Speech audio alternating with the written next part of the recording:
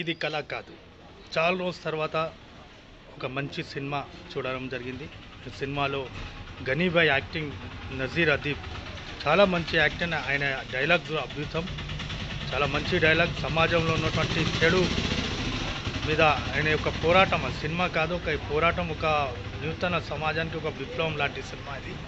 చాలా మంచి సినిమా, అందరు కూడా మంచి యాక్టింగ్ చేశారు. కొత్త యాక్టర్స్ ఉన్నా కూడా చాలా మంచి అద్భుతమైనటువంటి యాక్టింగ్ వాళ్ళు చేశారు.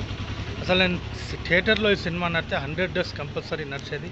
కానీ కోవిడ్ నిబంధనల వల్ల ఒక్కరోజే లాక్డౌన్ కావడం వల్ల ఒక్కరోజే థియేటర్లో సినిమా ఉండే.